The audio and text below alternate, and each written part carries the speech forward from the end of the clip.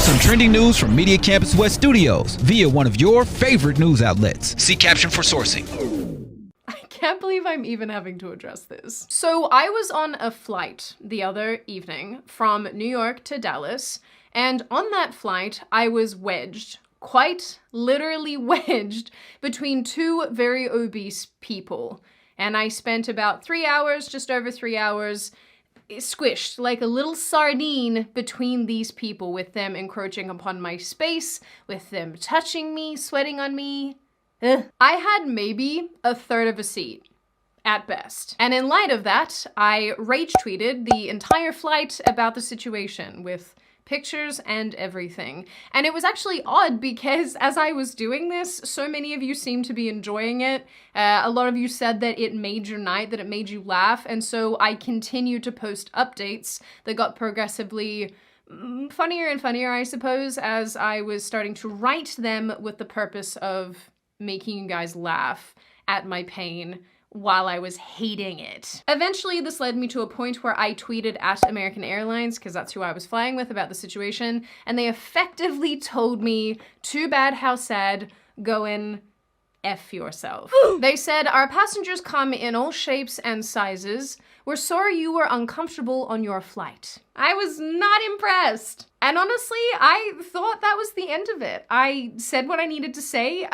I got to rage tweet in my private messages to friends. I offloaded significantly. I got a demented response from the airline. A bunch of you got a laugh out of the situation.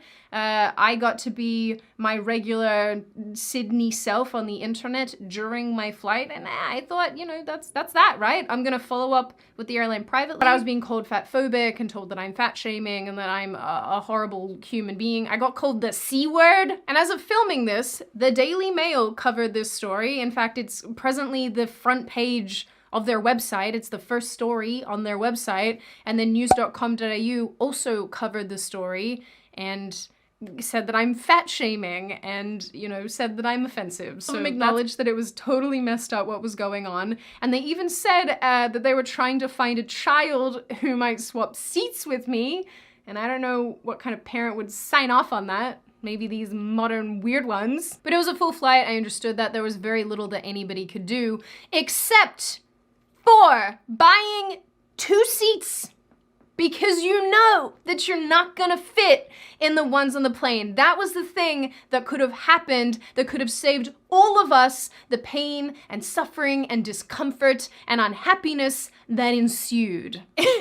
Anyway, the flight attendant's response to the situation was kind of what pacified me a little bit, because I think maybe otherwise I would have turned into a demon creature that would have tried to consume the plane from rage. So eventually I did tweet at American Airlines, and those of you who know me and who've been around for a little while, you probably know my sense of humor, and you know that what I wrote was serious, of course, but it was also written in jest as well. It was written in such a way, a lot of what I actually tweeted was written in such a way that I was trying to make light of a situation that had made me very upset. And they responded, like I said, saying that their customers come in all shapes and sizes. They also replied to someone saying that they offer a variety of seat sizes and styles so our customers can select what works best for them.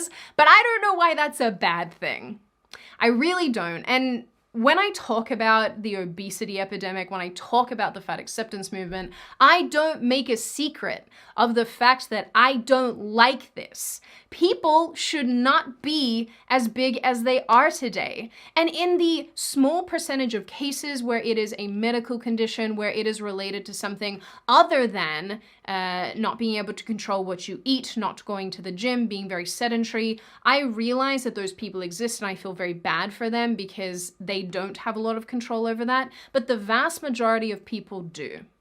And the vast majority of people, when they buy a plane ticket, when they buy any sort of ticket, whether traveling or going somewhere where they're being transported, if you will, they must take into consideration the other passengers around them in that capacity, because if you are encroaching upon someone's space, if you are spending an entire flight with another person crushing them, there's a problem with that. And the icing on the cake in all of this is that airlines have policies that stop obese people or very overweight people from doing what happened to me. They have policies. Obviously, they change depending on which airline you're flying with.